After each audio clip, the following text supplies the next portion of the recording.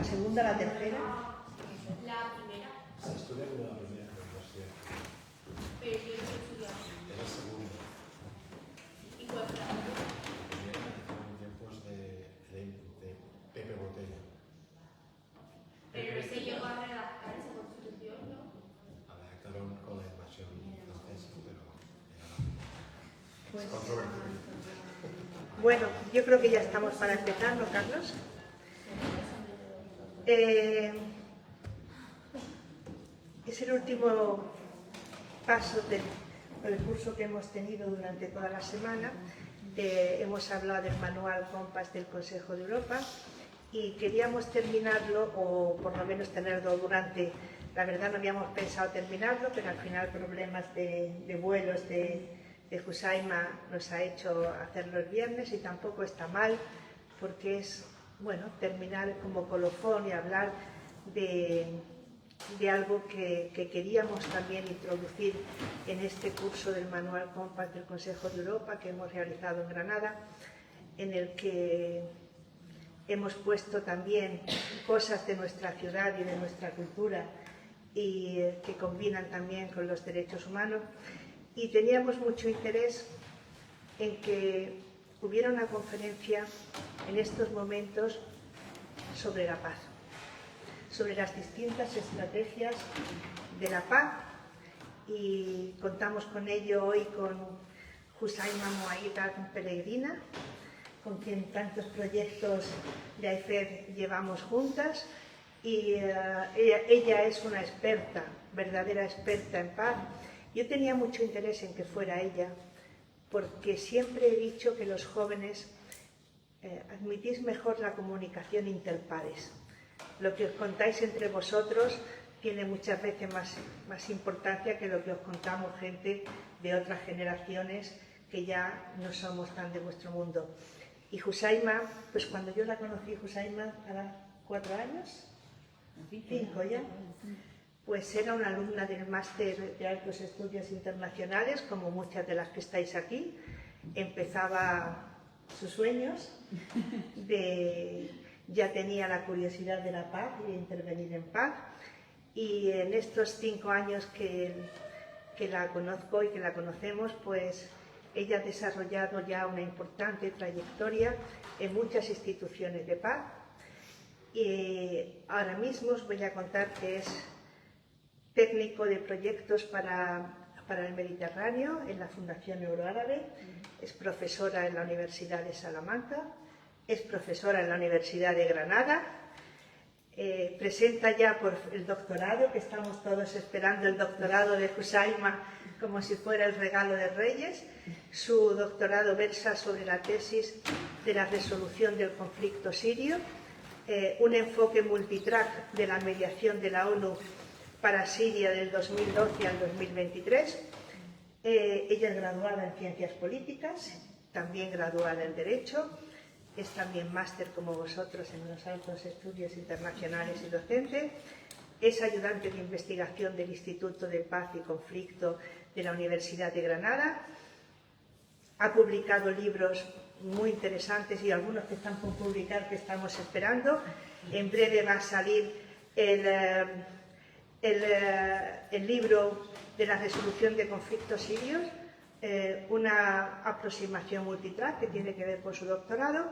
Y luego yo creo que en Cuadernos para la Paz, ¿no? Sí. En Cuadernos para la Paz ya publica otro importante artículo de la participación de la mujer en los procesos de paz para Siria, Yemen y Libia. Podéis seguirla porque es una gran articulista, una persona completamente volcada y además es alguien a quien queremos mucho de AIFED.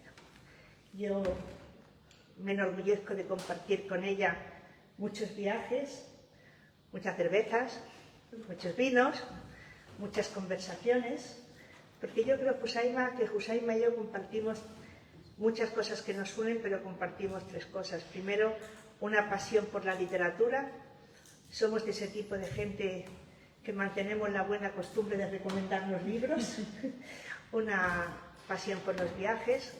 Somos de ese tipo de gente que mantenemos la buena costumbre de recomendarnos lugares que ver. Y luego compartimos esta pasión por la situación internacional, que también se convierte en la otra parte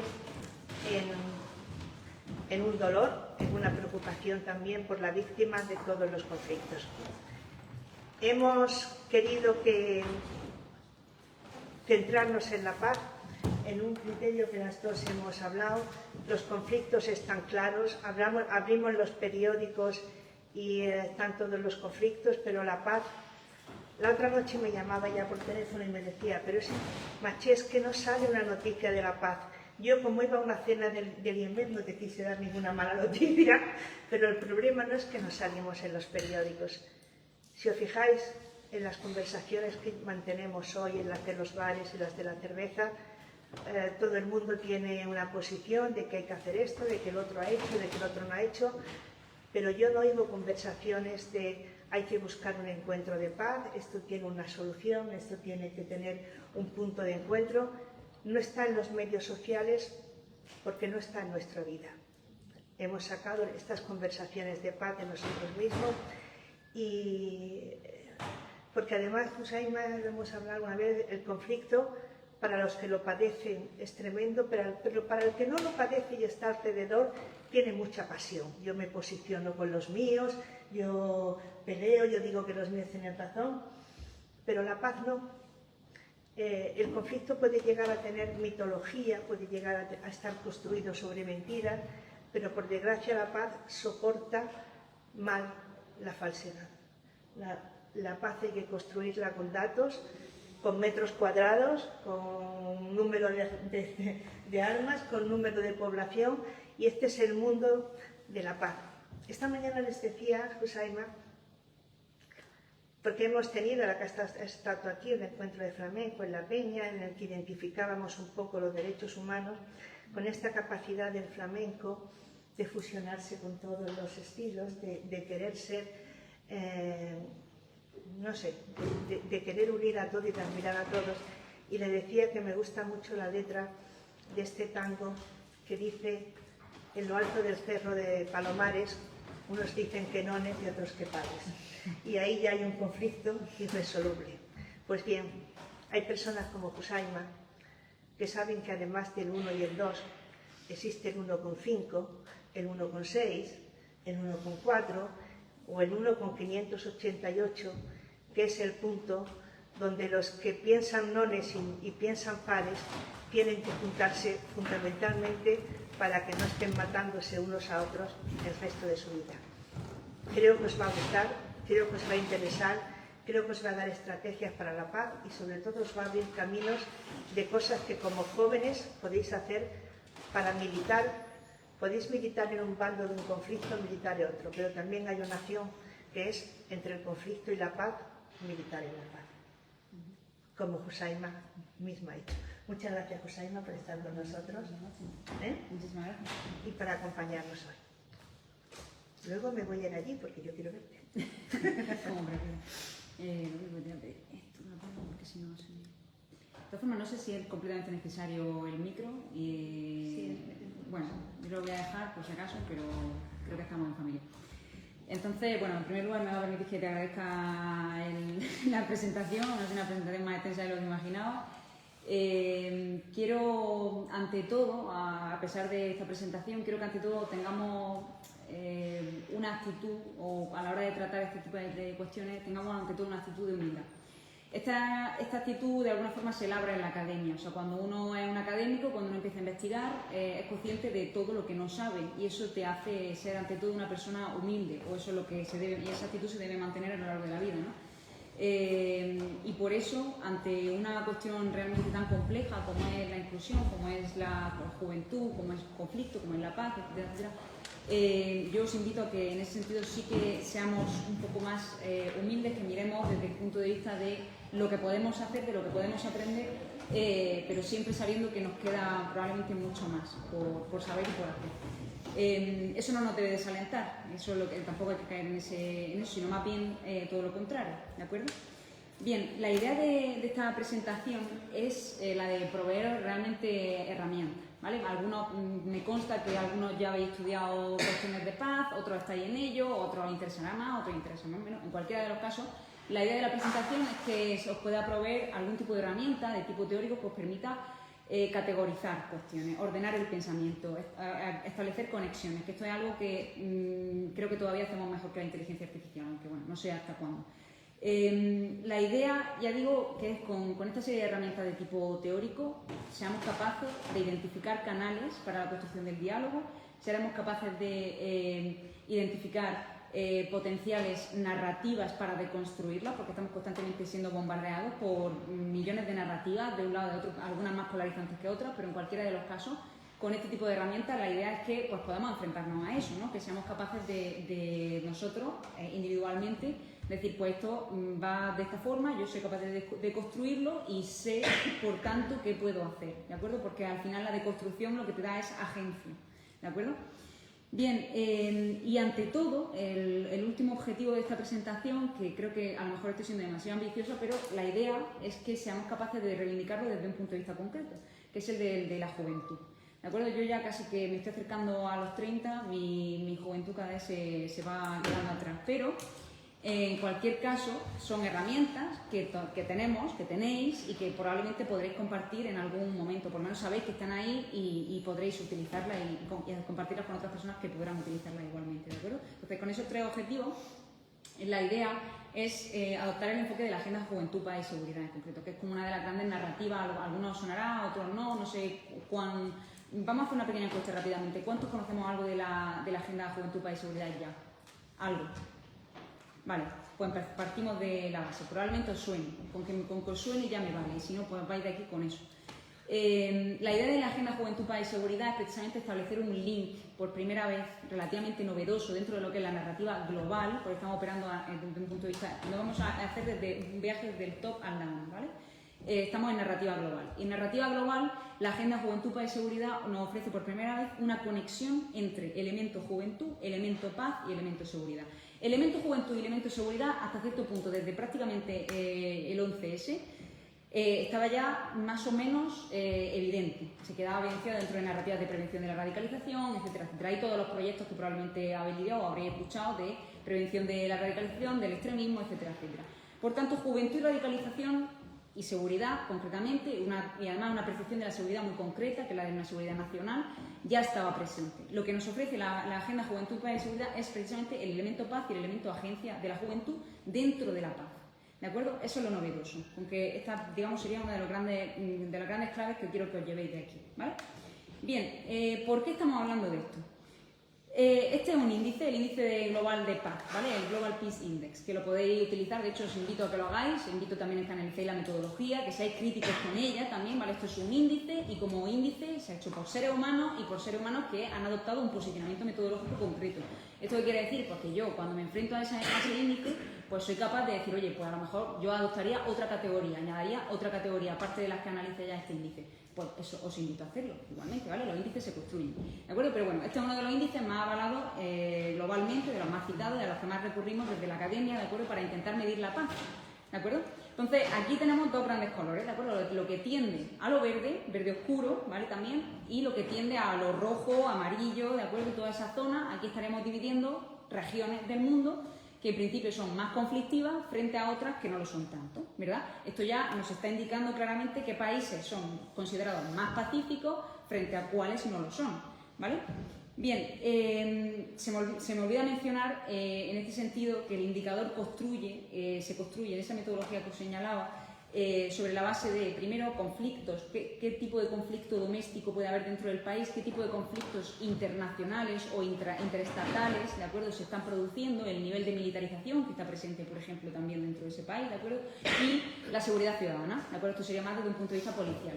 Eso es lo que mide normalmente este índice, son de las grandes dimensiones, las más fuertes, digamos, dentro de ese índice. Luego hay otra serie de cuestiones que vamos a ver, ¿vale? Sobre ese índice se establece, esta es la más reciente, ¿de acuerdo?, del año 2023. Falta actualizarlo con respecto a la zona MENA, ¿de acuerdo? Esto habrá que verlo, por eso os invito de todas formas a que lo reviséis a futuro, ya teniendo esta herramienta.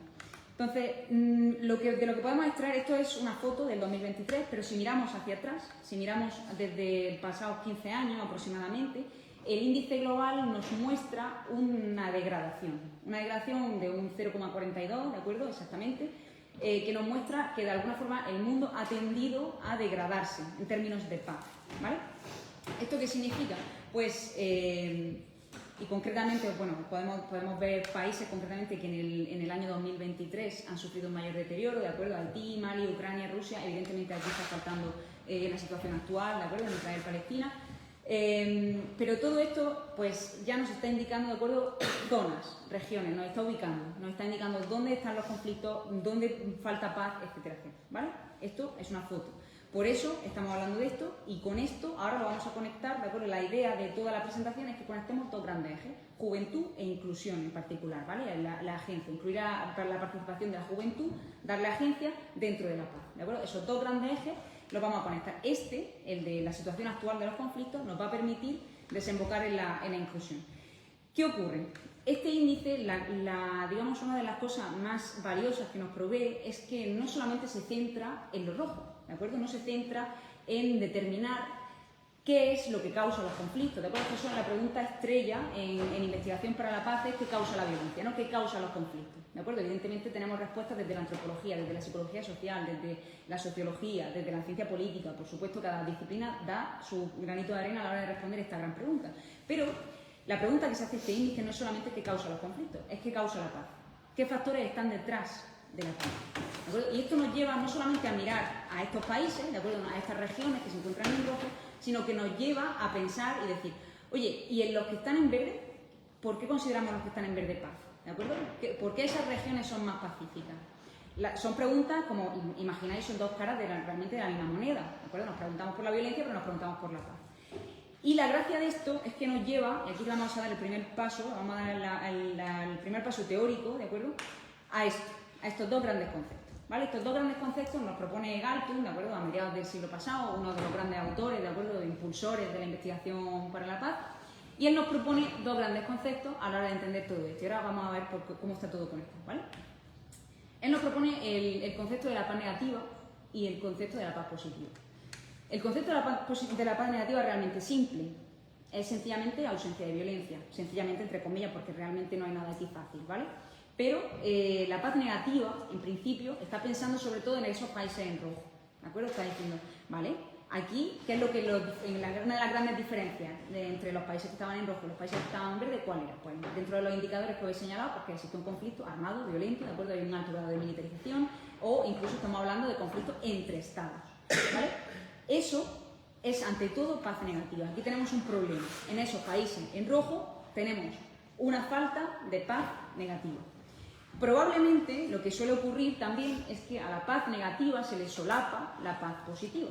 ¿Qué es la paz positiva? La paz positiva implica responder a la pregunta de qué factores causan la paz, ¿vale? Es mirar al otro lado de la moneda. Es decir, vale, nos estamos preguntando por la violencia, pero ahora vamos a preguntarnos qué factores, si adoptamos una visión un poco más holística, más sistémica, es qué es lo que nos puede encaminar hacia la paz. Hacia una paz entendida mucho más allá de la simple violencia, ¿de acuerdo? Porque cuando hablamos de paz positiva, aquí bueno, os presento una de las definiciones más avaladas, ¿de acuerdo? Más utilizadas, que es la de actitudes, ¿de acuerdo? Instituciones, estructuras, ¿de acuerdo? Que correlacionan una sociedad con la paz, ¿vale? Desde ese punto de vista, volvemos al índice, ¿de acuerdo? La paz positiva, la serie de factores que están detrás de la construcción de una sociedad pacífica, son mucho más allá que la simple ausencia de violencia, como podréis imaginar, ¿verdad? Va hasta el punto de hacer un verdadero mare magnum de conexiones entre distintas variables, entre distintas dimensiones, ¿de acuerdo?, que se consideran necesarias para que una sociedad sea próspera en términos de paz, ¿vale? Estas son de los grandes pilares que identifica ese índice. Ya os digo, hay más, pues probablemente, ¿de acuerdo? Yo, de hecho, siempre os invito a que reflexionéis, a que tengáis agencia a la hora de también redefinir en lo que creemos, ¿de acuerdo? Porque evidentemente, y esto vamos aquí a abrir un pequeño paréntesis, evidentemente nos estamos equivocando, ¿eh? Hay que ser muy críticos desde el punto... Yo soy muy crítica con la academia, ¿de acuerdo? Soy muy crítica, mi trabajo es ante todo universitario, yo soy muy crítica con la academia por una sencilla razón, y es que evidentemente estamos ofreciendo respuestas, pero no estamos ofreciendo todas las respuestas. porque claramente no lo estamos haciendo bien, ¿vale? La situación, y me remito al mapa inicial, ¿vale? Entonces cerramos este paréntesis y por eso os invito a que seáis críticos ante todo, que no tengáis nunca miedo a decir, oye, pues este indicador a lo mejor habría que darle una vuelta de tuerca por este lado, o a lo mejor habría que añadir una categoría vinculada, por ejemplo, con el medio ambiente, ¿de acuerdo? Que está de una forma transversal aquí, pero no en esta serie de pilares que os planteo, pero no está con una categoría independiente todavía, ¿de acuerdo? Por ejemplo, ¿no? Os invito a que lo hagáis. Bien, ¿qué quiere decir esta serie de pilares que nos encontramos? Bueno, en primer lugar tenemos el buen funcionamiento de un gobierno. Esto puede tener muchas dimensiones, igualmente yo voy a recalcar sencillamente una, la confianza. La confianza en las instituciones. Normalmente en una sociedad pacífica tenemos dos grandes dimensiones de la confianza. Hablamos de confianza horizontal y de confianza vertical. La confianza horizontal es la que se produce entre un ciudadano y otro ciudadano. Es decir, que yo salgo a la calle y sé que un ciudadano que vaya conduciendo en su coche, ¿de acuerdo?, va a seguir unas normas de tráfico y no me va a atropellar. ¿Vale? Eso es confianza horizontal, ¿de acuerdo? Confío en que esta persona va a operar de esa forma. Confianza vertical es que yo sé que dentro de 4 años volveré a votar a mi gobierno. ¿De acuerdo? Es confianza hacia mi institución. Un buen funcionamiento de un gobierno implica un alto grado de confianza, ¿vale? Estamos hablando aquí de ideales, no hay caminos perfectos. Los países que estaban en verde, en principio, dan mejores puntuaciones en esa serie de pilares, ¿vale? Pero algunos mejores que otros, ¿de acuerdo? Como podéis imaginar, esto es una cuestión de índice, de medir hasta cierto punto, de intentar aproximarnos mediante números a una cuestión para poder comprendernos, para hacer un lenguaje común en el que podamos hablar todo y comprender el diálogo de la paz, ¿no?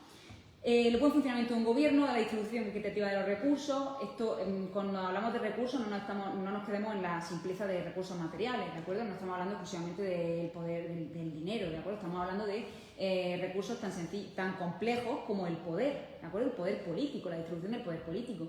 Hay en regímenes que se consideran de tendencia autoritaria o sencillamente autoritarismo cerrado, estamos hablando de una distribución del poder político realmente baja, ¿vale? Entonces, recursos en un sentido amplio, ¿de acuerdo?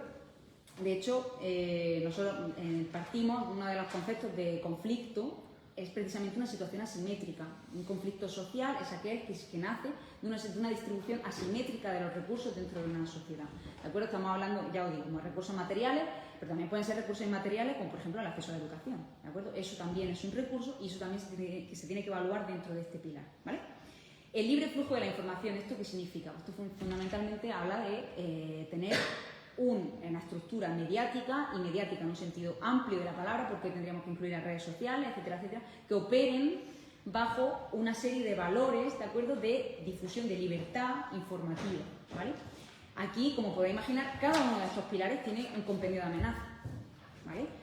La desinformación, que es uno de los grandes proyectos que hoy seguimos, que es una de las grandes líneas de actuación desde la academia, intentando averiguar cómo opera la desinformación, cómo polariza, cómo deja de polarizar a la población, entraría y amenaza directamente a la paz desde ese punto de vista, ¿vale? Las buenas relaciones con los vecinos. ¿A qué nos referimos con los vecinos? Los vecinos nos referimos sobre todo desde un punto de vista estatal, ¿vale? Es decir, que yo mire, o sea, que hablamos de integración regional, hablamos de que yo pueda cooperar con mi vecino, con el país, con Francia, con Portugal, con quien sea, ¿de acuerdo? En, por ejemplo, redes de delincuencia, ¿de acuerdo? O sea, hay una red de delincuencia, pues yo puedo confiar en que Francia vamos a cooperar y probablemente este riesgo, ¿de acuerdo?, esta amenaza a la seguridad, pues podemos atajarla, ¿de acuerdo? Es mantener un cierto grado de integración regional que te permita prosperar como una sociedad pacífica, ¿vale? La aceptación de los derechos de los demás, ¿de acuerdo? Esto cae por su propio peso. Estamos hablando de un contrato social que tiene cada sociedad sobre la mesa, ¿de acuerdo?, que evidentemente está en constante reformulación, lo vamos a ver ahora. Y en ese contrato social incluimos una serie de derechos, ¿de acuerdo?, de diferentes, ya sabéis, o podéis imaginar las distintas generaciones, ¿no?, de derechos humanos. Pues todas estas se van incorporando a los contratos sociales de cada una de las sociedades de este mundo, ¿de acuerdo? Es una lucha permanente por estos derechos humanos, derechos sociales, derechos políticos, de lo que sea, ¿de acuerdo? Y que deben estar salvaguardados por el Estado, ¿de acuerdo?, como una de las funciones principales que tiene que desempeñar un Estado hoy como organización política principal. Y también tengo que garantizar que el Estado va a protegerme frente a otros, ¿de acuerdo? Que tengo este derecho y que el Estado es capaz de salvaguardarlo, frente a otros, ¿vale? Bajo niveles de corrupción, esto también cae por su propio peso, y esto afecta, veréis, ¿por qué está todo conectado? Porque todas las dimensiones, todos los pilares están íntimamente conectados, ¿verdad? Un alto grado de corrupción dentro de un país afecta directamente a la confianza vertical de la sociedad hacia sus instituciones, ¿de acuerdo? De ahí la importancia, a veces ni siquiera hay un índice que os animo, si no lo conocéis, a que lo miréis, que es el de la transparencia, el índice de transparencia y de la percepción de la corrupción, ¿vale? Porque a veces no estamos hablando de corrupción real, porque es complicada a veces medir per se, objetivamente, cuán corrupto es un país, ¿verdad? Pero la percepción que tiene la sociedad de esa corrupción es quizá más importante, porque a veces no es lo que objetivamente sea, sino lo que la gente cree que es, lo que define las relaciones sociales, ¿de acuerdo? Entonces, es realmente importante tener en cuenta las percepciones de tu población con respecto a tus instituciones. Si estas son realmente corruptas, si tu población cree que tus instituciones son corruptas, probablemente la confianza hacia ellas va a ser baja y el contrato social se resiente, ¿vale? Pudiendo derivar en violencia. Violencia, o estamos hablando de violencia desde distintos puntos de vista, pero puede ser incluso violencia directa, ¿vale? Entorno empresarial sólido, aquí este indicador aboga por una categoría, digo, os decía antes, ¿se puede meter el medio ambiente? Sí, de una forma transversal lo están incluyendo, ¿de acuerdo? Pero desde mi punto de vista, por ejemplo, se podría incluir como una categoría independiente hoy, ¿vale? Pero ellos han decidido incluir el entorno empresarial sólido, esto que es, desde un punto de vista económico, garantizar que existen unas relaciones económicas lo suficientemente sólidas dentro de ese país para garantizar esa distribución equitativa de los recursos desde un punto de vista más material, ¿de acuerdo? Y con todo esto, ya tenemos un entramado para que os hagáis una idea, esto lo pongo sencillamente para que os hagáis una idea de lo compleja que es la paz positiva, ¿de acuerdo? La paz positiva va mucho más allá y nos permite identificar conflictos aquí mismo, en la propia España, ¿de acuerdo? España no entraría dentro de la violencia, por ejemplo, en España afortunadamente no nos encontramos en una guerra civil o no nos encontramos ante un conflicto armado, ¿de acuerdo? No hay una violencia como la que se pueda estar viviendo hoy en Gaza, como la que se pueda estar viviendo hoy en Siria, la que es Afganistán, lo que queráis, ¿de acuerdo? Pero hay conflictos, ¿vale? Si lo miramos desde el punto de vista de la paz positiva, existen conflictos sociales desde estos puntos de vista, desde estos pilares. Esto nos ayuda, ¿veis? Herramienta teórica que nos ayuda a identificarlos, ¿vale? A identificarlos. No todos los conflictos son necesariamente violentos, ¿vale? Esto es una de las primeras categorizaciones o conceptos que me gustaría también que os lleváis, ¿vale? Ya sabemos qué es la paz negativa, ya sabemos qué es la paz positiva, ya sabemos un poco cómo se sitúa hoy la situación dentro del mundo. Quiero que nos centremos, este cuadro es demasiado extenso, quiero que me prestéis atención a mí, sencillamente, y sobre una serie de cuestiones que vamos a trabajar ahora, lo desgranemos un poquito, ¿vale? La primera cuestión, esto es una diferenciación realmente entre la paz negativa y la paz positiva, además haciendo hincapié en determinadas cosas, ¿vale?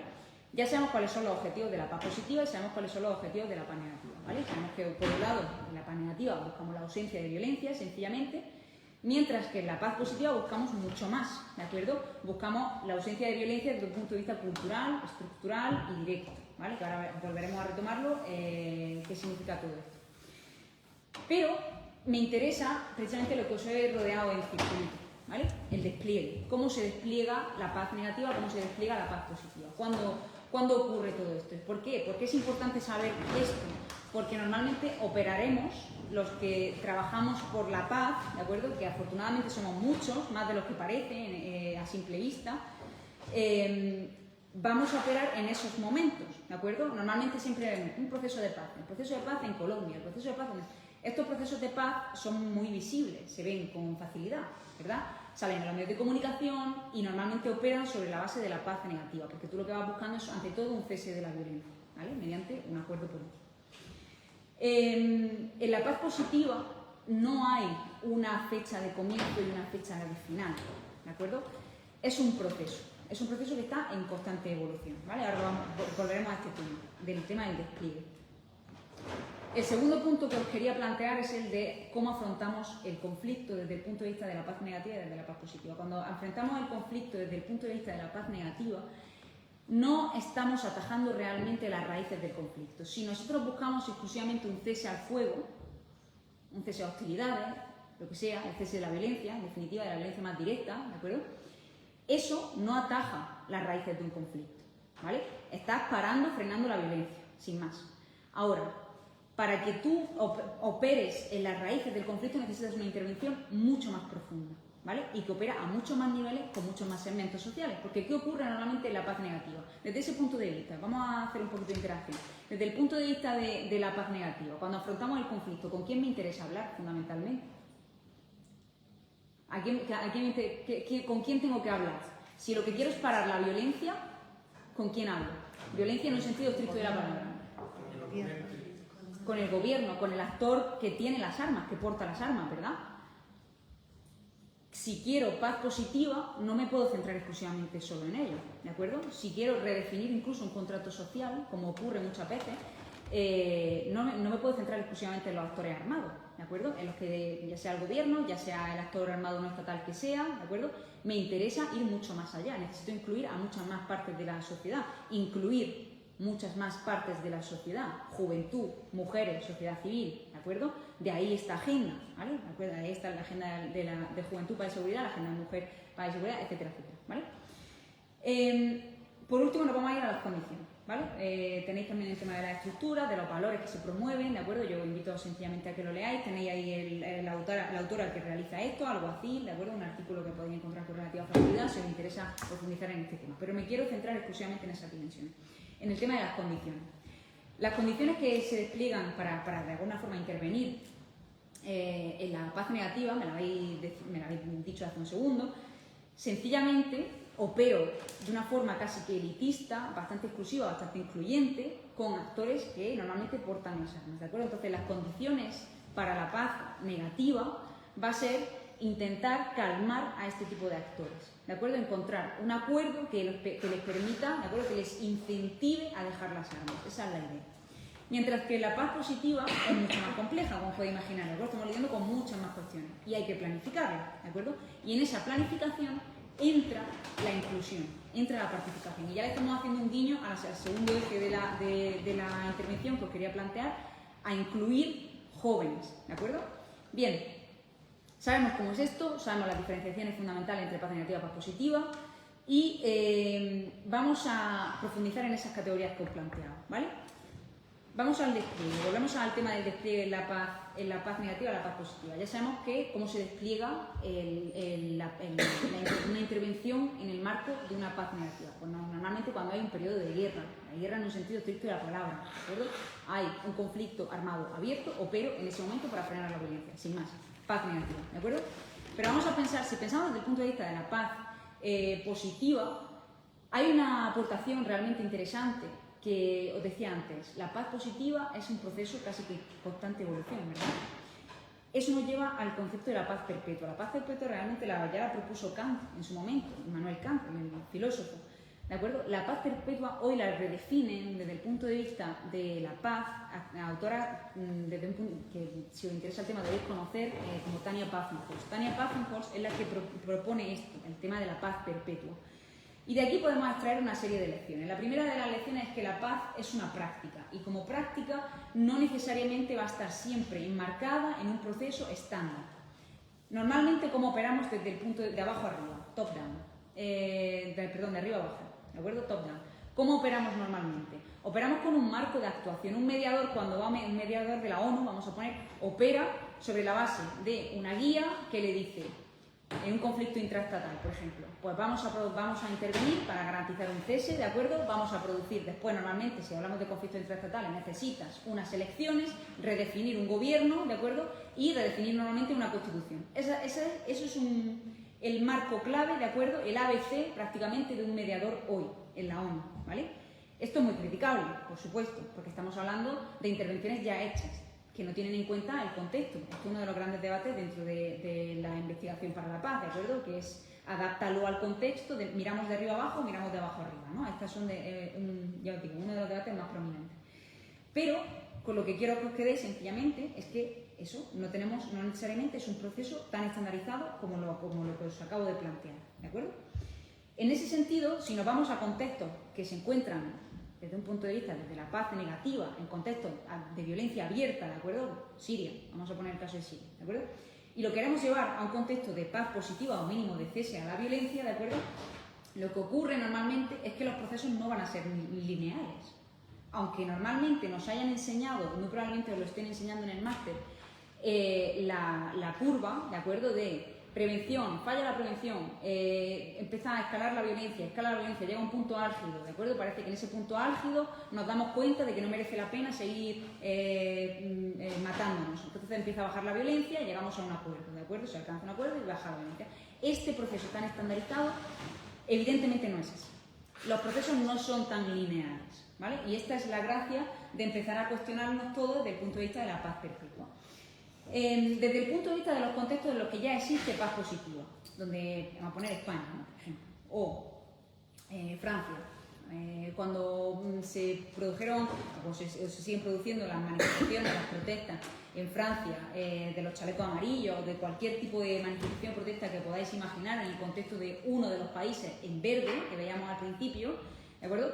Esos contextos suponen una redefinición constante normalmente del contrato social, ¿de acuerdo? Y esto lo estáis viendo diariamente. Esto nada más se abre un periódico o se mira la página web de cualquier periódico hoy y estamos viendo constantemente aportaciones desde los actores políticos, actores sociales, para redefinir cómo nos tenemos que tratar los unos a los otros, con qué derechos tenemos cuál, hasta dónde se extiende tu derecho y hasta dónde se extiende el mío, ¿de acuerdo?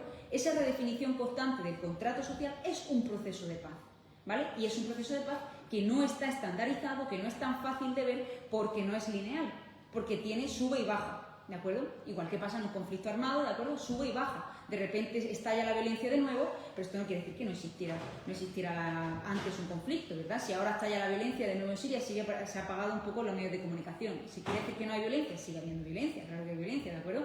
Ha habido picos de violencia y esto puede pasar que vuelva a eclosionar, ¿de acuerdo? ¿Por qué? Porque estamos buscando operar superficialmente, cesar la violencia, cuando lo que nos interesa también es atajar las raíces del conflicto para que se cese la violencia y se redefina un contrato social, ¿vale? Entonces, primera lección que extraemos, esta. Otra lección que podemos plantearnos, y esto opera sobre todo desde el punto de vista de conflictos armados, conflictos abiertos, con violencia abierta, ¿de acuerdo? Aquí tenemos que pensar la paz, y esto va precisamente relacionado con lo que os planteaba hace un segundo. No podemos pensar la paz exclusivamente en términos cortoplacistas, ¿vale? ¿Qué quiere decir esto? No podemos pensar exclusivamente en la consecución de un acuerdo de alto al fuego, porque si operamos solamente con eso, sabemos que no estamos atajando las capas de violencia que hay debajo, ¿de acuerdo?, que alimentan el detonante que es la violencia, ¿vale? Entonces, todo tiene que operar simultáneamente. De ahí que en conflictos armados tengamos la cantidad de actores que operan a la vez, a veces no de una forma coordinada, ¿vale? Entonces también se puede criticar la actuación y la intervención de estos actores, por supuesto, está abierta a debate. Pero tenemos que tener en cuenta que unos operan con objetivos más cortoplacistas, detener la violencia, ¿de acuerdo? Un mediador de la ONU, si está ya tal, hay mediadores en prácticamente todos los conflictos del mundo, ¿de acuerdo? Si un mediador opera, empieza a hablar con el gobierno, empieza a hablar con el grupo armado de lo que sea, el del norte, el del sur, el de lo que sea, ¿qué es lo que busca? Busca un cese a la violencia, ¿vale? Y a la vez, ¿qué está pasando? Pues que hay una ONG que está trabajando con mujeres, por ejemplo, que está trabajando con niños y fomenta la educación por la paz, o fomenta cualquier otra cuestión que vosotros enmarquéis en el ámbito del desarrollo, ¿de acuerdo? El ámbito del desarrollo humano. Eso también trabaja para la paz, opera con un objetivo un poquito más largoplacista, ¿de acuerdo?, más que cortoplacista, pero tienen que operar simultáneamente, porque si no, corremos el riesgo de que la violencia vuelva a estallar, ¿de acuerdo?, si no operamos sobre las raíces del conflicto. Lección 2, vamos a la lección 3, ¿de acuerdo? La lección 3 nos obliga a repensar qué somos y qué hacemos en términos de paz, ¿vale? Todos los miembros de una sociedad son relevantes desde el punto de vista de la paz negativa, de la paz positiva, precisamente, ¿vale? También desde el punto de vista de la paz negativa, pero es más evidente la paz positiva y nos vamos a quedar con eso porque estamos trabajando aquí, ¿vale? Esto nos obliga a repensar el rol que tenemos que adoptar para todos esos objetivos que son cortoplacistas y que son largoplacistas, ¿de acuerdo? Y para esto, aquí hay todavía mucho por escribir, ¿vale? Aquí hay que ser creativos y aquí hay que ser innovadores, ¿de acuerdo? De ahí que existan plataformas, que existan narrativas, como la que inaugura la Agenda Juventud, Paz y Seguridad, como la que inauguró en su día la Agenda Mujer, Paz y Seguridad, para dar agencia a actores que tradicionalmente se han considerado vulnerables, ¿de acuerdo? Pensad, por ejemplo, desde el punto de vista de la Agenda Mujer, Paz y Seguridad, que seguro que os suena más, porque tiene ya muchos más años con nosotros. Aquí se le da agencia, la pongo como ejemplo porque realmente opera la Agenda Juventud, Paz y Seguridad, se ha inspirado en gran medida en la Agenda Mujer, Paz y Seguridad, ¿vale? En esa primera agenda, la que nace en los 2000, ¿de acuerdo?, con la resolución 1325, la de la mujer, paz y seguridad, esta ofrece, piensa en la mujer por primera vez, no como víctima, ¿de acuerdo?, sino también como agente de paz. Aquí que estamos pensando en objetivos cortoplacistas, largoplacistas, y estamos intentando ser creativos e innovadores, activando a actores, o por lo menos promoviendo su activación para, en principio, paz positiva. ¿vale? No solamente paz positiva, pero nos quedamos con ese lado del debate, ¿vale? Bien, esto con respecto al despliegue de la paz. Ya hemos traído una serie de lecciones. Vamos al tema de afrontar el conflicto. Esto es muy sencillo. A la hora de afrontar el conflicto, nosotros sabemos que en la paz positiva pensamos mucho más allá del simple detonante, de la simple violencia, ¿vale? De la que se ve. Estamos pensando en todas las capas que operan debajo. Si habéis dado relaciones internacionales, pensad desde el punto de vista del constructivismo. El constructivismo entiende los conflictos como capas, ¿vale? Una capa de violencia, otra capa de violencia que se superpone y así se van solapando hasta que llega un momento en el que se produce una mecha y estalla la violencia. ¿Y por qué estalla un conflicto? Pues pensad en la Primera Guerra Mundial, ¿de acuerdo? ¿Por qué estalla un conflicto si se produce un magnicidio, ¿no? Por ejemplo, pues porque había capas debajo, evidentemente, ¿vale? ¿Qué hace, por ejemplo, con la Primavera Árabe, ¿no? ¿Qué hace? Esta sería una de las grandes preguntas que a mí me fascinan y que evidentemente nos vamos a tener pocas capacidades de responderla. Es ¿por qué con la inmolación de Mohamed Bouazizi se produce la Primavera Árabe? O sea, ¿por qué no? Porque antes se habían inmolado otros antes que él y otros se inmolaron después que él. O sea, ¿por qué fue él el que detonó todo esto? ¿Verdad? Es difícil comprender por qué el detonante, qué es lo que hace que ese detonante sea el detonante, ¿de acuerdo? Pero sí sabemos que para que exista ese detonante existen una serie de capas debajo, ¿vale? Y eso sí lo podemos estudiar con más facilidad, ¿vale? Entonces, nosotros hacemos una lectura por capas y hacemos una lectura desde el punto de vista de los distintos tipos de violencia que podemos identificar en las sociedades, ¿de acuerdo? Y aquí de nuevo retomamos un poco los conceptos clásicos de Galton, que seguro que suenan un poco más: violencia estructural, violencia cultural, violencia directa. Violencia directa, la que se ve, ¿de acuerdo? La acción de uno contra otro, ¿de acuerdo? Con distintas finalidades, pero el matarnos, sencillamente, violencia directa.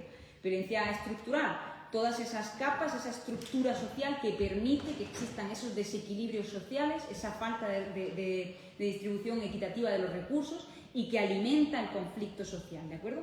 Y violencia cultural, la que lo legitima. Los argumentos que lo legitiman, ¿de acuerdo?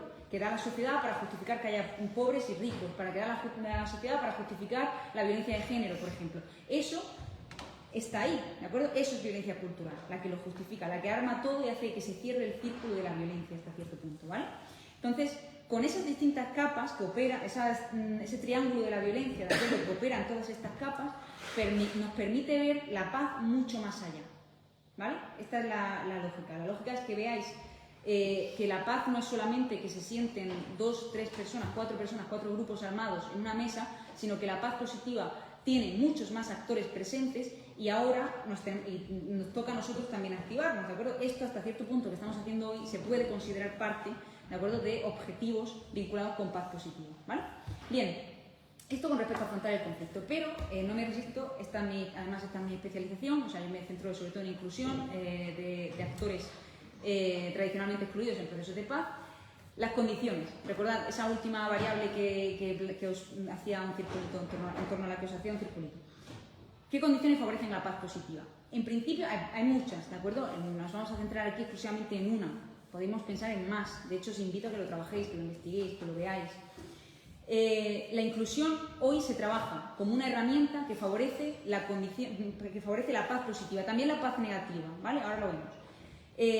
Pero la inclusión es muy difícil de comprender. Al final, la inclusión opera en distintos niveles. A mí me gusta resumirlo todo, ¿de acuerdo?, con un esquema que es muy sencillo, ¿vale?, que no es completo, ya os lo aviso, no es completo, pero a lo mejor os sirve, la idea es proveeros herramientas, pues a lo mejor os sirve para, de alguna forma, desentrañar un poco qué es esto de la inclusión y cómo puede operar en el marco de la paz, ¿vale? Yo distingo dos grandes categorías, un poco igual que la confianza vertical y horizontal, pues igual pasa con la inclusión. Cuando hablamos de inclusión vertical, estamos hablando de la inclusión de segmentos sociales más allá de las élites político-militares, por ejemplo, o político-armadas, ¿vale? En la inclusión horizontal estaríamos hablando, dentro de la élite, incluir a todos los grupos armados, porque esto también ha sido un debate. De hecho, normalmente la investigación para la paz, allá por los años 70, lo que discutíamos en aquel momento era la inclusión horizontal. Es decir, ¿qué pasa si en Colombia, por ejemplo, ignoras a un grupo armado? ¿Qué pasa si lo ignoras? Pues que se puede convertir en un saboteador de la paz, ¿de acuerdo? Porque todos queremos estar sentados en la mesa de negociaciones, ¿de acuerdo? Esto puede ser una forma de incentivar la violencia, de hecho. Pero bueno, eso es otro debate. Incluir horizontalmente es incluir dentro de la élite, o sea, garantizar que en la élite, los actores políticos armados, todos están presentes, o todos de alguna forma los estás teniendo en cuenta para operar en tu intervención por la paz, ¿vale? Mientras que la inclusión vertical, que es a lo que en lo que quiero que os concentréis aquí, es incluir más allá de esa mesa de negociaciones, es incluir a mujeres, que normalmente estas mesas de negociaciones suelen estar bastante masculinizadas, incluir a mujeres, incluir a sociedad civil, incluir a juventud, ¿de acuerdo? Esta es la retórica, los actores principales que tradicionalmente han sido excluidos y que estamos empezando a repensar desde el punto de vista de la narrativa internacional, ¿vale? ¿Qué sabemos de la inclusión vertical? Os voy a plantear de una forma muy resumida lo que se ha dicho hasta el momento, ¿de acuerdo? Llevamos de inclusión vertical, el debate de la inclusión vertical es relativamente reciente, tenemos unos 20 añitos, vamos a poner 30 si lo alargamos un poco. Pero el debate de la inclusión vertical ha dado lugar a las siguientes correlaciones. Hay estudios cuantitativos bastante sobre los que, a los que estoy tremendamente agradecida porque nos permiten hacer correlaciones, ¿de acuerdo? Y luego ya llega la cualitativa y te lo perfilan, te lo matizan, ¿vale? Las metodologías ya sabéis que son complementarias. En la inclusión vertical sabemos que si incluimos sociedad civil, ¿de acuerdo? También ha pasado lo mismo para las mujeres. Si incluimos sociedad civil en procesos de paz, es decir, si tú invitas a la sociedad civil, por ejemplo, en Colombia, ¿de acuerdo? O te invitas a la sociedad civil en Siria, o invitas a... Lo que tiende a ocurrir es que si se alcanza un acuerdo de paz, este tiende a durar más, lo primero. Es decir, que no erupciona la violencia, no estalla la violencia tanto. Se legitima más. ¿Por qué? Porque la sociedad civil si la sociedad civil es parte de ese proceso, es capaz de difuminar el contenido del acuerdo y de garantizar que este sea inclusivo, esté abierto a toda la narrativa de toda la sociedad, ¿de acuerdo? Por tanto, mayor legitimidad para ese acuerdo. También implicación nacional, por supuesto, ¿vale? Hay muchísimas cuestiones vinculadas con esto, pero bueno, nos quedamos con las principales correlaciones estadísticas, en principio mayor durabilidad de los acuerdos, ¿de acuerdo? Y mayor legitimidad. Legitimidad entendida desde muchos puntos de vista, pero quedaros con esa idea, ¿vale? Y con respecto a las mujeres también tenemos la misma idea. ¿Qué ocurre? La Agenda Juventud, Paz y Seguridad nació en 2015. Todavía no tenemos datos. Esto es una de las grandes críticas que se le pueden hacer. Tenemos muy poquitos datos con respecto a qué pasa si incluís a los jóvenes en procesos de paz. Ya hay ejemplos. Yemen, por ejemplo, la conferencia de diálogo nacional que ocurrió en Yemen al inicio es un verdadero ejemplo de cómo incluir. Tiene sus críticas también, ¿no? Nunca penséis que hay una fórmula perfecta para incluir, ¿vale? Siempre va a haber detractores y siempre va a haber gente que lo apoye, ¿vale? Pero es un ejemplo de cómo incluir a la juventud y de los efectos, se puede estudiar los efectos que tuvo la inclusión de la juventud, ¿de acuerdo? Esto es una crítica, un tirón de orejas a la academia, sobre todo a think tanks y todos aquellos que investigan. Tenemos que sacar datos acerca de qué pasa si incluimos a la juventud, ¿vale? ¿Qué ocurre? Lección 2. Ya sabemos lo que ocurre si incluimos verticalmente. Vamos a la lección 2. Resistencias a la inclusión, muchas, ¿vale? Las resistencias a la inclusión vertical, ¿vale? Se me ha olvidado ponerla ahí, vertical, no la horizontal, esa la dejamos para otra sesión. La inclusión vertical ofrece muchas resistencias. ¿Por qué? Porque nos cuesta mucho ceder nuestro asiento en la mesa de negociaciones, ¿de acuerdo? O ceder o ampliar o achucharnos alrededor de la mesa de negociaciones, ¿vale? Eso hace que haya resistencias que nacen desde muchos actores, desde muchos puntos de vista dentro de un proceso de paz. Las resistencias normalmente vienen desde los actores del track 1, lo que nosotros llamamos los actores de la élite. Pues que un grupo armado se resiste, oye, a que tú te incluyas, ¿de porque tú como mujer, que a lo mejor vienes de una sociedad, normalmente mujer y sociedad civil se solapa bastante, ¿vale? Porque estás en la sociedad civil y tú te integres en la... Pues yo me voy a resistir, ¿vale? Me voy a resistir porque muy probablemente lo que tú tengas que decir no va a coincidir con lo que yo tenga que decir, ¿vale? Porque a lo mejor a mí me interesa poneros en el debate paz-justicia. A mí me interesa salir inmune o que me garantice la mayor amnistía posible, ¿de acuerdo? Dentro de este acuerdo político, y a ti como mujer o a ti como miembro de la sociedad civil, organización de la sociedad civil, te interesa justo lo contrario, ¿de acuerdo? Te interesa que no haya impunidad ante los crímenes que se hayan cometido, ¿verdad? Veis un poco el porqué de esa resistencia, ¿vale? Pero la resistencia, tened en cuenta que la resistencia no solamente puede provenir de los actores de la élite, también ha habido resistencia por parte de los propios actores que quieren ser incluidos, que buscan ser incluidos, por distintos motivos. Bien para que no se les asocie, por ejemplo, con determinada élite política. Entonces yo no me quiero sentar con este porque mis bases sociales vayan a asociarme, ¿de acuerdo?, con este actor, ¿de acuerdo?, al que tanto odiamos, ¿vale? Entonces, esa lógica también hace que las resistencias se encuentren de una forma más difuminada, ¿vale? Entonces, nunca penséis es solamente proceder de aquí, ¿no? También puede proceder del propio actor que quiere ser incluido, ¿vale? O que buscamos que sea incluido. Y otra de las grandes cuestiones, y esto sí hay que tatuárselo, no es incluir por incluir. No sirve incluir por incluir. No es incluir a una mujer o incluir a la sociedad, es cómo se incluye, lo que marca la diferencia entre que alcancemos esos resultados que os planteaba antes, ¿vale? El tema de mayor durabilidad de los acuerdos y demás. Cómo incluir es fundamental para que tú garantices que esos actores que son incluidos tengan influencia, ¿de acuerdo? Entonces, si vamos a incluir a juventud en un proceso de paz, por ejemplo, no es sí o no, es cómo vamos a incluirlos, ¿de acuerdo? Van a estar sentados en la mesa de negociaciones, van a ser un espacio aparte. Si van a ser un espacio aparte, cómo van a interactuar los espacios, ¿de acuerdo? Para que quede reflejado en el acuerdo que se tome. Eso es clave, ¿de acuerdo? Es realmente importante. Es eso lo que determina el grado de influencia que tiene un actor, ¿vale? Y con esto terminamos el primer eje de la intervención, ¿vale? O sea, inclusión. Y ya sabemos lo que tenemos que saber. Hemos derivado todo desde conflictos, lo que sabemos de los conflictos, paz positiva, cómo se relaciona con la inclusión, ¿vale? Y ahora nos vamos a centrar en la Agenda Juventud País Seguro. Esto sí. Bueno, esto sencillamente comentaros con respecto a la inclusión, que hoy la inclusión está plenamente aceptada en la teoría, ¿vale? En la teoría, en la práctica, incluso los mediadores hoy pueden tener ciertas resistencias. Esto es lo que os decía, de que las resistencias se ubican en muchos lugares. Los mediadores se pueden resistir también a incluir. ¿Por qué? Porque es mucho más trabajo para ellos. Y no lo penséis desde el punto de vista de la economía del trabajo, no es que sean perezosos, ¿vale? Es que cuesta mucho más, ¿vale? Y a veces los recursos son limitados. Un mediador de la ONU a lo mejor tiene un presupuesto X y tiene que operar en Yemen, ¿de acuerdo? Pongámoslo de esa forma. Pues oye, si tengo este presupuesto, ¿cómo garantizo unas consultas, por ejemplo, con las mujeres del Yemen del Sur, del Yemen del Norte o con la sociedad civil que está operando allí, ¿no? A veces las resistencias pueden venir del propio mediador, ¿vale? Eso tenerlo también en cuenta. Digo mediador porque también suele ser más mediador que mediadora, ¿vale? Pero hoy, ante todo, la norma de la inclusión se ha convertido en eso, ¿de acuerdo? En una pieza normativa fundamental de los procesos de paz, ¿vale? No es que sea una norma hasta el punto de que hoy entra dentro de la guía para la mediación efectiva de la ONU. Se considera un elemento clave a tener en cuenta por parte de los mediadores. Por tanto, cerramos con esto la importancia de la inclusión, ¿vale? Vamos a la parte de la juventud. Justificar el por qué empezamos a prestar atención a la juventud y por qué empezamos sobre todo a su vinculación con la seguridad y con la paz, ¿de acuerdo? Digamos que para justificarlo han nacido distintos imperativos, ¿no?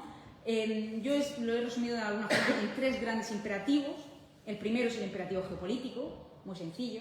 Nunca hemos tenido tanta juventud, sencillamente, en el mundo. O sea, si hacemos los datos están ahí, ¿de acuerdo?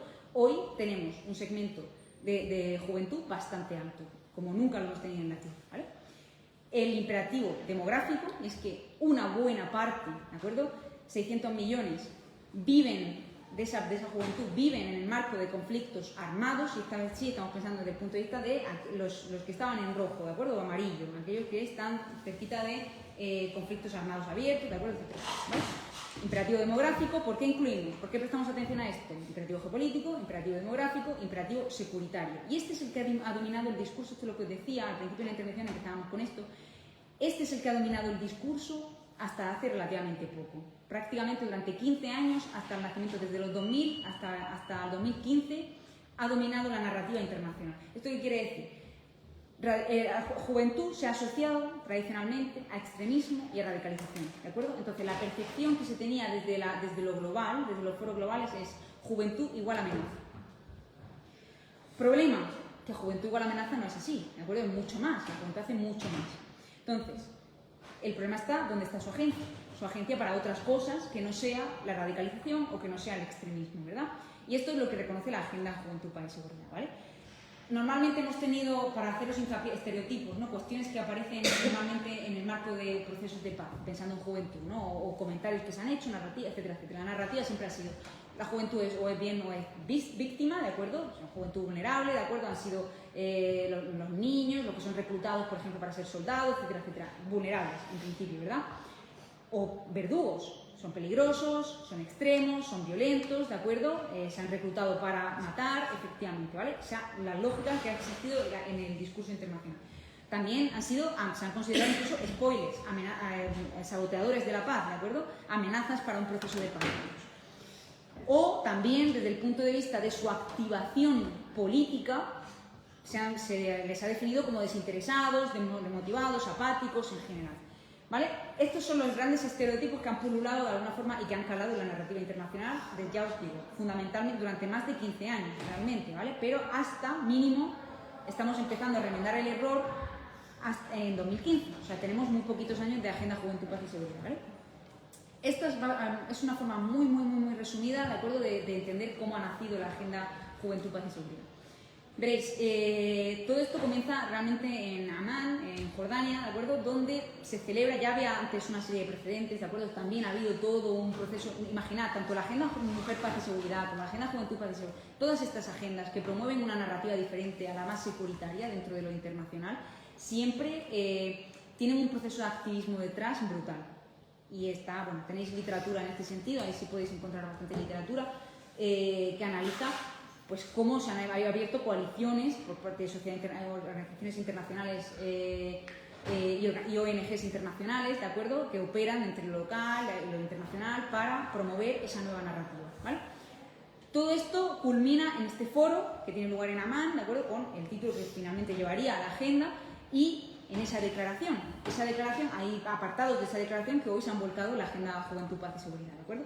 Y por primera vez, ahí está lo más relevante, ¿de acuerdo?, de esta agenda, es que por primera vez se van a reconocer los vínculos, no solamente entre la juventud y la seguridad, desde un punto de vista de la amenaza, sino también como agentes de paz, ¿vale? Y esto es lo más relevante de la Agenda Juventud, Paz y Seguridad, el cambio de narrativa. Bien, sobre esta base, de alguna forma, para que lo tengáis, bueno, la resolución básica, la 2250 en 2015, luego hemos tenido otra en 2018, hasta donde yo sé, estamos hasta 2020, por lo menos, ya no sé si se me escapa alguna que reitera esto, ¿vale? Pero sí que es interesante que veáis al comienzo de la aquí, no sé si podéis ver el curso, aquí al principio de la propia resolución, ya te está diciendo que se está inspirando, ¿vale? No lo veis porque está pequeñito, pero podéis acceder, evidentemente podéis acceder a ella libremente, o sea, la resolución, la 2250. Bien, esta resolución se inspira directamente en la Agenda Mujer, Paz y Seguridad.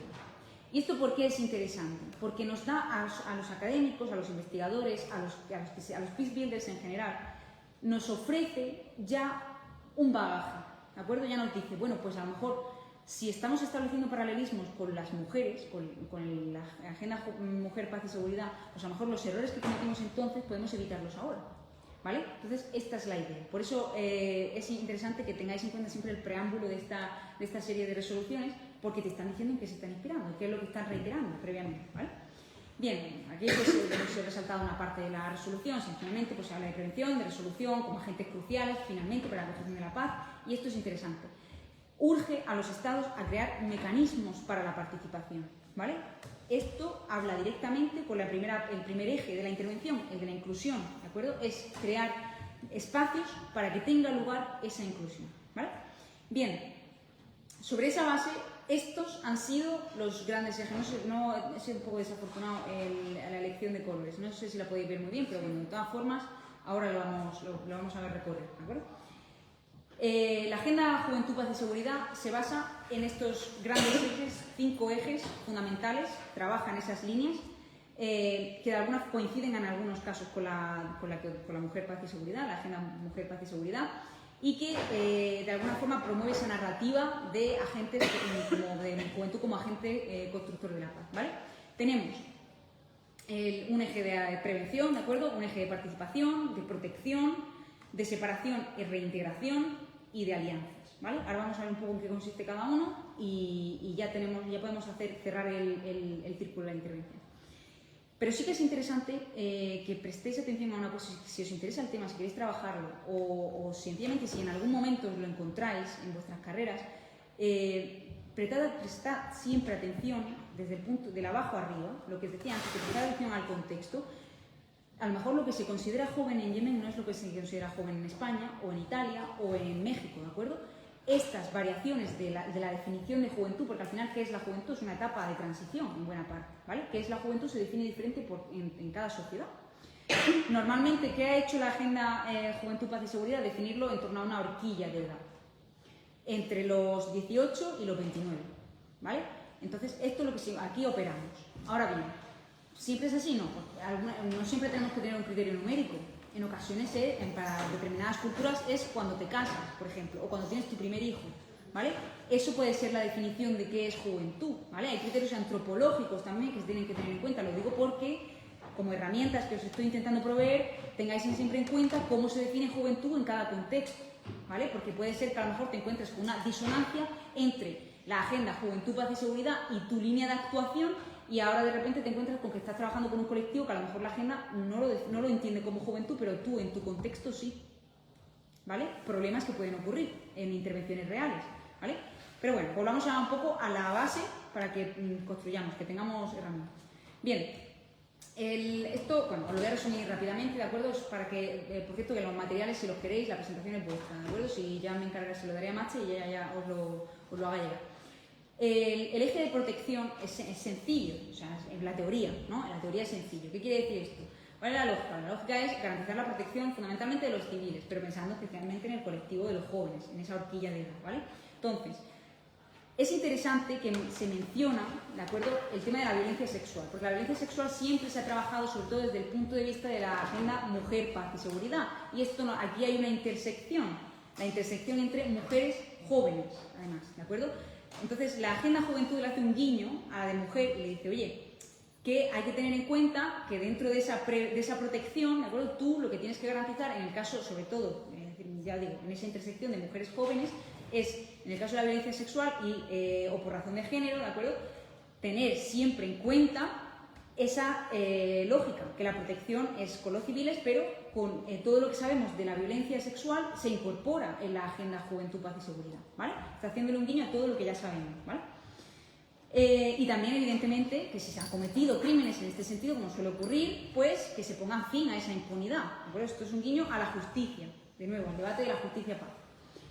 ¿Qué ha ocurrido? Ejemplos que os quiero traer. Ya os he dicho que tirón de orejas a la academia porque todavía no sabemos mucho, no tenemos muchos datos al respecto. Estamos utilizando ahora de los libros más buenos que hay es uno de 2021, ¿de acuerdo? Fijaos hasta qué punto sabemos tan poco todavía. Ojalá pudiera traer más datos. Quizás si nos reunimos dentro de un par de años os puedo traer más datos más frescos que de alguna forma visualicen esto mucho más, ¿vale? Ejemplos que podemos encontrar en la realidad de cosas que no necesariamente se han inspirado en esta agenda, pero que hablan directamente de ella, ¿vale?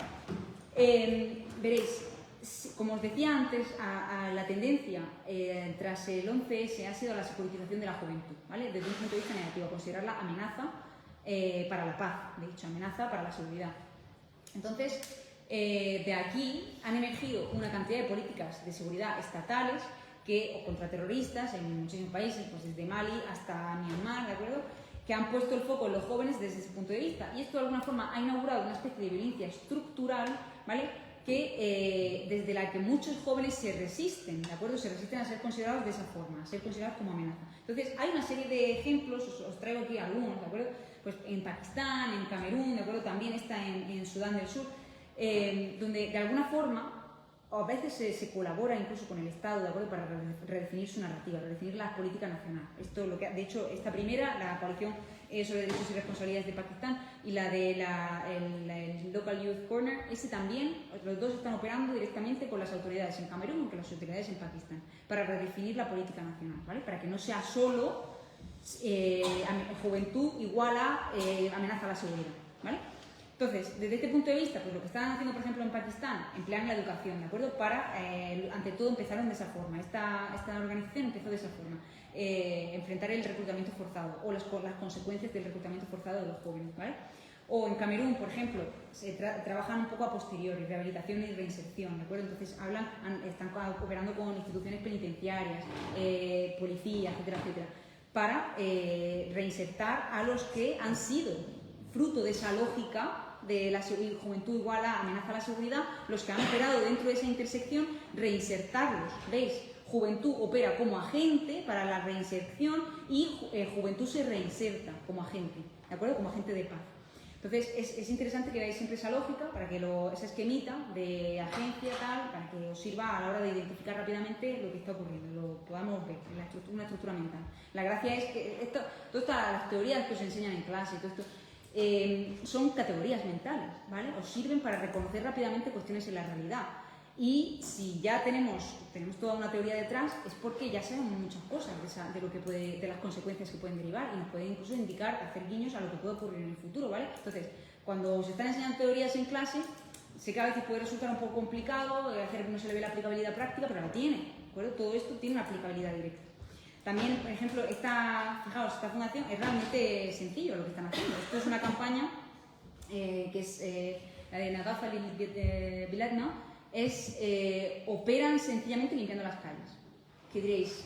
¿Y esto qué estás haciendo? O sea, limpiar las calles, ¿qué activismo es este? Pues depende del contexto, puede ser bastante activista. ¿De acuerdo? Sobre todo si tenemos que tener en cuenta que en contextos o regímenes de tendencia autoritaria, ¿de acuerdo?, la libertad de actuación a veces es realmente limitada, ¿vale? Entonces, por ponerlo sencillamente, esto mismo se hizo en Siria, ¿de acuerdo? Y los que lo promovieron, que también eran jóvenes, acabaron en la cárcel, ¿de acuerdo? Acabaron en la cárcel y algunos sometidos a tortura. ¿Por qué? Porque no vayas a ocupar el espacio que tiene que ocupar el régimen, ¿de acuerdo? Ocupar el espacio público en general es una amenaza para regímenes autoritarios, ¿de acuerdo? Porque en el espacio público interacciona la gente y cuando interacciona la gente se pueden redefinir los discursos y eso a veces es peligroso para determinados actores, ¿vale?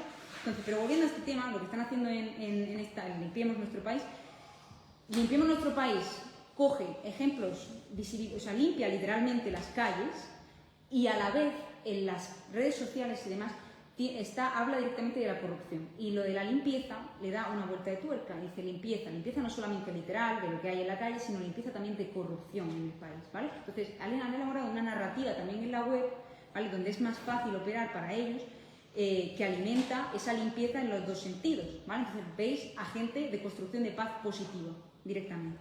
Bien, esto con respecto a la protección. Con respecto a la prevención, ¿qué es lo que ocurre aquí? Pues aquí lo que buscamos es que los estados proporcionen un apoyo adecuado para implementar actividades que prevengan la violencia, o sea, que no nos tengamos que encontrar directamente con un estallido de la violencia que hay que frenar, ¿de acuerdo? Paz negativa, no. Vamos a intentar desde la paz positiva construir más paz positiva que de alguna forma prevenga esa violencia, ¿vale? Entonces, ¿dónde se trabaja aquí? Todo lo que sabéis de desarrollo humano, de los objetivos del desarrollo sostenible, por ejemplo, todo lo que es social, económico y demás, metedlo aquí. Porque aquí es donde se está trabajando, ¿vale? Lo que se pretende, por ejemplo, os he traído el ejemplo del empleo. Todas las políticas de promoción de empleo, sobre todo, también podría ser el caso, por ejemplo, España es un ejemplo, puede ser, ¿vale? Pero pensad sobre todo en lugares de conflicto armado, ¿vale? Directamente. Todo esto, o sea, intentar reconstruir un poco ese tejido empresarial, ese tejido económico, darle una oportunidad, otra salida, ¿no? Que el joven no vea como el tomar las armas, por ejemplo, como una salida, ¿de acuerdo? Al ¿qué hago con mi vida?, por ejemplo, ¿vale? Si no tengo otra opción nada más que coger las armas. Pues si tengo una alternativa, ¿de acuerdo? Si hay un tejido económico que me permite eso, pues a lo mejor estoy preveniendo la violencia, ¿vale? Entonces, eso es lo interesante. Pero, de nuevo, tirón de orejas. No está tan claro todavía, no sabemos. O sea, sí os puedo decir, por ejemplo, Unión por el Mediterráneo, recientemente, de hecho, tan recientemente que ayer lo aprobó por primera vez, aprobó una estrategia para vincular desempleo, economía social y sostenible, y solidaria, economía sostenible, todo esto, con juventud, por primera vez, ¿vale? Están abierto una línea de trabajo aquí. Esto lo están haciendo los Peace Builders, pero desde la academia todavía, de nuevo, no tenemos datos que nos permitan entender al 100% cómo opera el empleo sobre la construcción de la paz. Esta relación es relativamente nueva, ¿vale? Sí tenemos cosas dentro del desarrollo, de todo lo que sabemos de las teorías del desarrollo, pero desde el punto de vista de la agenda Juventud, Paz y Seguridad todavía no tenemos claro ese link, ¿vale? Pero parece que se puede operar por ahí para prevenir la violencia. La lógica nos dice eso, ¿no? Bien, otro ejemplo de prevención, ¿vale? Empleo, buscar oportunidades desde ese punto de vista, ¿vale? Todo lo que se os ocurra en ese sentido, pues cabe aquí, es una actividad de prevención. Bueno, os trae sencillamente la estrategia que se acaba de aprobar como un ejemplo, ¿vale? Separación y reintegración, ¿esto qué es? Pues la DDR, o sea, todo lo que es el desarme, la desmovilización y la reintegración, es decir, cuando ya se ha producido la violencia, cuando ya has tenido a jóvenes involucrados en grupos armados o lo que sea, ¿de acuerdo? ¿Cómo los reintegras? Tienes que darle una solución a todo esto, ¿vale? Aquí tenemos varios casos, ¿no? También pensar todo lo que sabemos de conflictos anteriores, hay que reestudiarlo con los ojos de este link, ¿vale? De cómo puede operar. ¿Todo por qué? Porque lo que queremos es responder a las preguntas que os decía al principio. ¿Qué causa el conflicto? ¿Qué causa la paz? ¿Vale? Fijaos hasta dónde se desmenuza esta pregunta. Un ejemplo es este en Ruanda, ¿de acuerdo? La Comisión de Desmovilización y Reintegración operaba sobre todo con jóvenes. Lo que hicieron fue, ofrecieron campos, literalmente, campos de reeducación, donde se invitaba a los chicos, sobre todo chicos, que habían participado del genocidio, pues para una reeducación, literalmente enseñarles la historia de Ruanda, ¿vale? Enseñarles comunicación intercultural, educación cívica, unidad nacional, reconstruir todo un discurso, ¿de acuerdo?, que les permita huir de esa lógica, de tan separatista, tan polarizante, ¿de acuerdo?, que llevó a esa catástrofe. Bueno, es un ejemplo, pero sobre todo aquí operaríamos en todo lo que sabéis de posconflicto o lo que vais a aprender de posconflicto, aquí se puede trabajar. Esto sería una intersección con separación y reintegración. Y si lo metes desde el punto de vista de la juventud, pues tienes la Agenda Juventud, Paz y Seguridad, ¿vale? O sea, para que vayáis uniendo cosas que probablemente estaréis dando o iréis a dar. Con respecto a las alianzas, esto está mirando sobre todo desde el punto de vista de estados, pero no solamente estados, permitidme que os lo desarrolle un poco. Sobre todo la agenda nos habla de que los gobiernos tienen que intentar establecer asociaciones con otros actores que sean relevantes en este sentido, o sea, que nos permitan potenciar esos otros pilares que acabamos de ver, ¿vale? A mí me gusta diferenciar dos tipos de alianzas que se pueden hacer aquí. O dos tipos de ámbitos dentro del eje de la alianza. El ámbito subjetivo, que es, vamos a establecer alianzas entre actores, por ejemplo, una relación que se está construyendo bastante bien ahora y que está trabajando, por ejemplo, en Libia, en el caso de Libia, en la Agenda Juventud, Paz y Seguridad, es el de la Unión Africana y de la Unión Europea. La Unión Africana ha incorporado la Agenda Juventud, Paz y Seguridad de una forma pues bastante elaborada, ¿vale? Que no le tiene nada, probablemente sea de las organizaciones internacionales regionales más completa, que tiene una incorporación más completa de la agenda, ¿de acuerdo? Y está colaborando con la Unión Europea en el marco de Libia, ¿vale? Para promover esto. Eso sería un ejemplo de alianza para promover la Agenda Juventud, Paz y Seguridad en los distintos pilares que tiene. Y objetivo, las alianzas también pueden ser de tipo objetivo. ¿Eso qué quiere decir? Que hay que prestar atención a las intersecciones, a los bordes de los pilares, lo que decía antes. Mujer joven, ya tenemos ahí un borde, ¿de acuerdo? Cambio climático, desplazamientos forzados, todo lo que sabemos de migraciones, pues se puede traer aquí, ¿de acuerdo? Migraciones y jóvenes, ¿cómo se opera todo esto? Pues otro campo a explorar, otra intersección que hay que explorar, ¿vale? Y por último, tenemos el tema de la participación, ¿vale? Que lo unimos con el eje principal, el primer eje de la intervención, inclusión, participación, cómo garantizamos que los jóvenes trabajen dentro del espacio político, del espacio social, del espacio público, vamos a dejarlo desde ese punto de vista más amplio, ¿vale? ¿Qué es lo que se pide a los gobiernos? Se les pide aumentar la participación de los jóvenes, ¿de acuerdo? ¿Cómo? Pues ya lo sabéis, volvemos a la pregunta inicial. ¿Cómo incluir? Es clave, ¿de acuerdo? ¿Cómo incluir a los jóvenes aquí para garantizar su influencia? Que no sea una tokenización de nuevo, ¿de acuerdo?, de un actor de un segmento social, ¿vale? Entonces, yo trabajo perspectiva multitrack, ¿vale? Esto va también mi investigación, es lo que más he trabajado y hemos visto cómo una perspectiva multitrack es un poco esta pirámide que tenéis en la pantalla, ¿vale? Esa pirámide que dice, pues te clasifica de alguna forma, te permite visualizar a todos los actores que pueden estar implicados dentro de la construcción de la paz. Élites, track 1. Negociaciones, profesionales, académicos, gente que está cerca de las élites de alguna forma, que opera por ahí. Track 2. Track 3, todo lo que viene siendo sociedad civil, juventud, incluso mujeres aquí, en espacios, en países donde la brecha de género es muy amplia, ¿de acuerdo?, que les impide el acceso al espacio público a las mujeres, aquí se puede operar en ese tipo de espacios. Entonces, se pueden crear espacios en los 3 niveles. No todo es lo que se ve en una negociación, ¿de acuerdo? Se pueden crear espacios en todos estos niveles. Ahora, ¿quién los crea? ¿Cómo los promueve? ¿Cómo se relacionan? ¿De acuerdo? ¿Cómo transfieren resultados? Todo eso es la perspectiva multitrack, ¿de acuerdo? Todo eso es lo que hay que trabajar. Y la pregunta, evidentemente, y yo no tengo una respuesta para esto, y esto es algo que tenemos que ver, y os animo a que lo visualicéis, a que lo sepáis identificar, ¿vale? Ya tenéis herramientas para identificarlo. ¿Cómo incluimos? ¿Vale? Esta es la pregunta clave. ¿Cómo incluimos? ¿Cómo garantizamos la influencia de la juventud? ¿De acuerdo? ¿Cómo diseñamos mecanismos, esos espacios, para alimentar la participación de la juventud, ¿vale?, en esos sectores políticos? Y hasta sin más, os dejo esta reflexión final de que repenséis cómo se puede producir esa inclusión, ¿de acuerdo? Y cuidado con reproducir los mismos patrones de comportamiento. Hace poco teníamos esta conversación en Barcelona, donde estábamos hablando precisamente de cómo incluir, por ejemplo, pensad ahora una cosa, si vamos a abrir un gobierno, poneros el país que sea, me da igual, un gobierno en el que invitemos a que el ministro de turno tenga, que digo yo, 30 años. X ministros tengan 30 años. ¿Incluimos a juventud? Sí.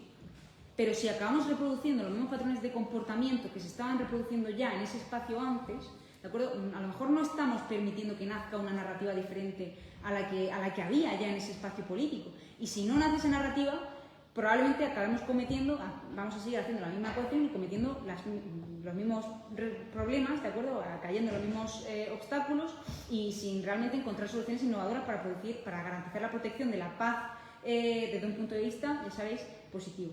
¿Vale? Entonces, os animo a que estéis alerta de estas cosas, ¿de acuerdo? Y que seáis capaces de construir espacios. Pero ya sabéis que los espacios no tienen que producirse siempre arriba, ¿vale? Que hay muchas opciones. Y bueno, alguna crítica muchas, ya os he ido lanzando algunas, sobre todo para mí, y esto para mí es particularmente importante desde el punto de vista de la investigación, hay que sacar más datos, necesitamos base empírica para empezar a establecer conexiones, es decir, cómo se correlaciona la juventud, la participación de la juventud, por ejemplo, con un acuerdo de paz, o sea, lo fortalece, lo complica, ¿cómo? También las intersecciones, esa es otra de las grandes críticas que se pueden hacer a la Agenda de Juventud, Paz y Seguridad. Hay que trabajar mucho más la intersección, por ejemplo, con la agenda que ya tenemos, la de la mujer, paz y seguridad, ¿vale? Hay que trabajar intersecciones con cambio climático, con los objetivos del desarrollo sostenible, cómo opera todo esto, ¿vale? Entonces, todo eso está sobre la mesa para vosotros, para vuestras carreras profesionales, si queréis ser peace builders en un sentido amplio o investigadores, todo eso está por hacer, ¿vale? Entonces ya está. Con esto estoy abierta a vuestras preguntas, sugerencias, lo que queráis, ¿de acuerdo? Y espero que hayáis aprendido algo.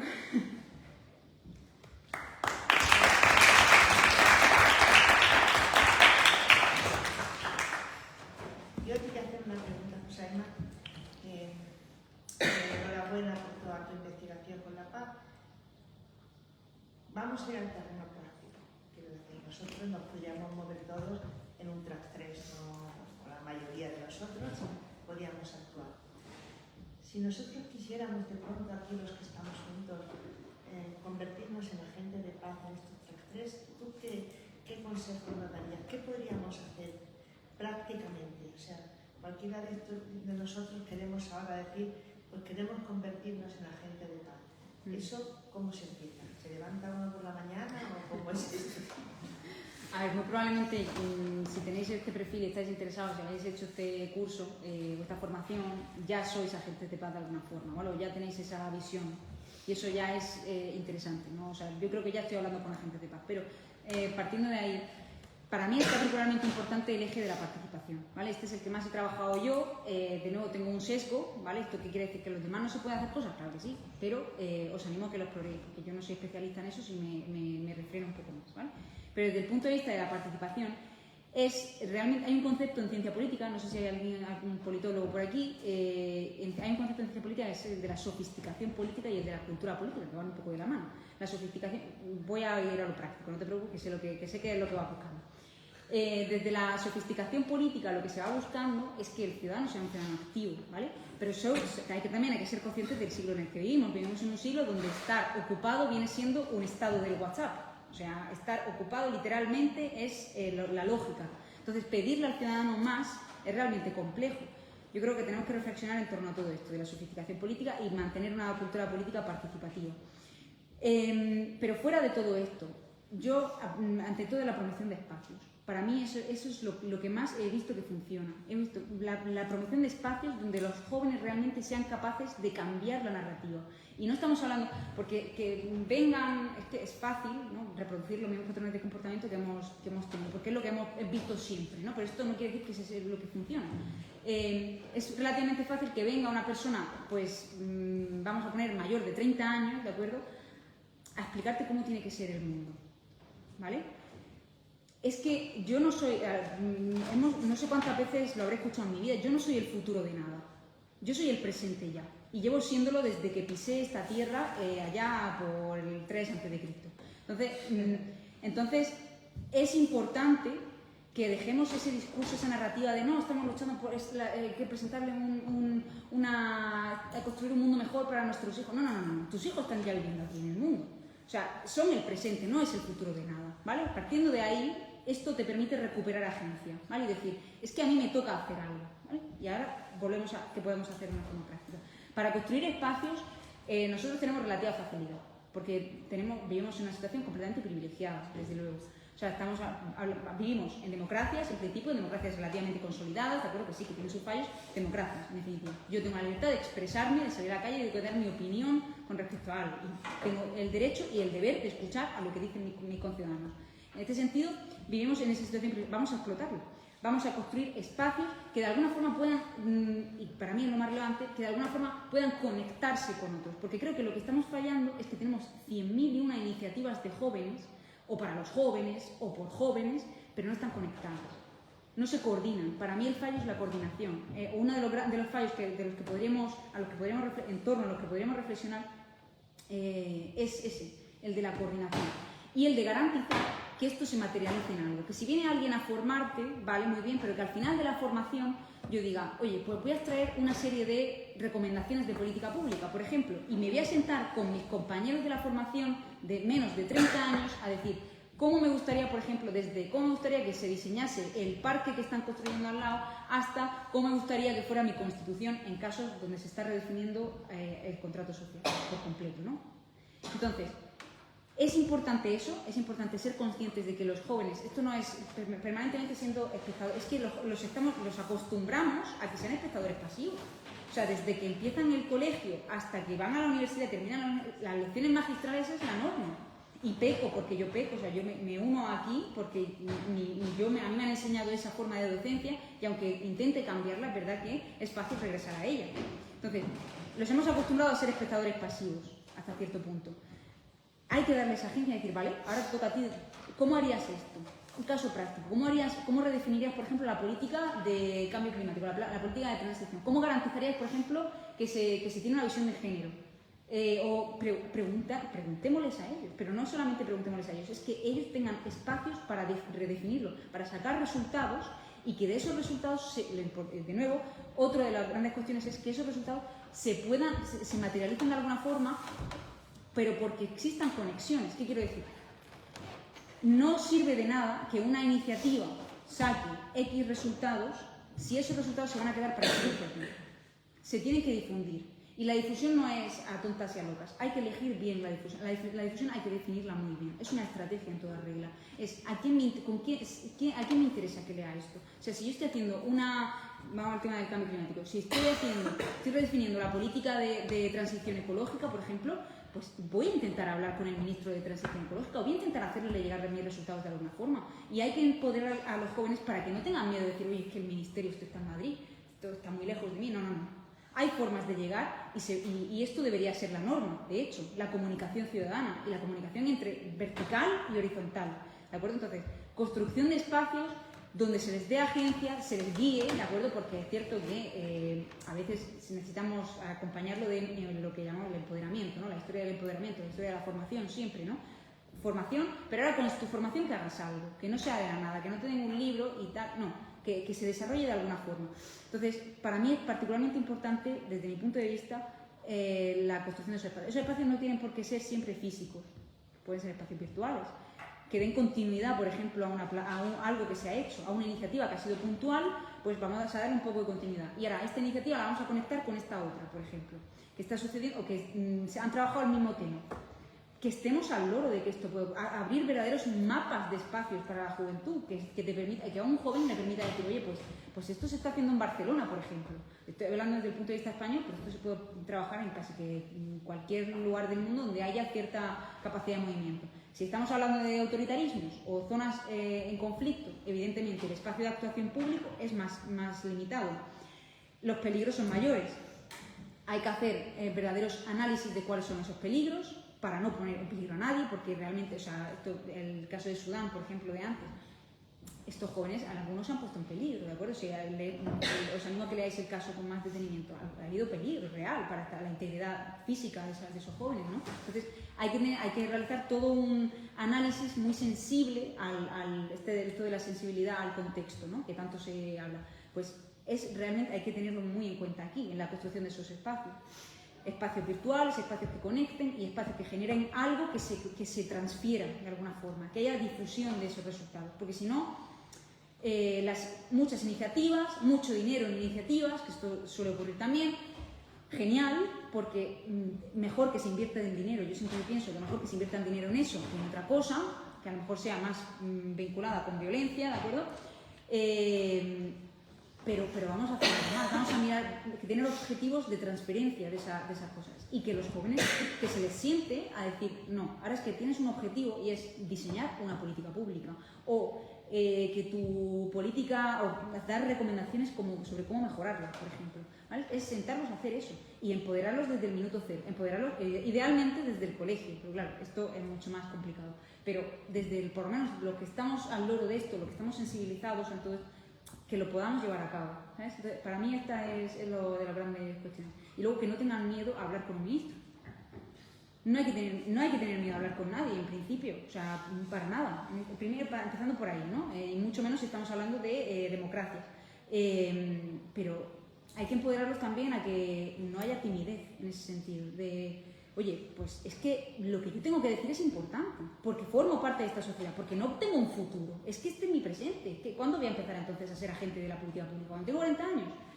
¿Me entendéis lo que siento ponerme tan emotiva por encima? Pero ¿me entendéis la lógica por donde lo quiero llevar, no? No sé si te he respondido bien, pero bueno. La pregunta que yo tenía, bueno, casi que me has respondido bastante, pero digamos que todo eso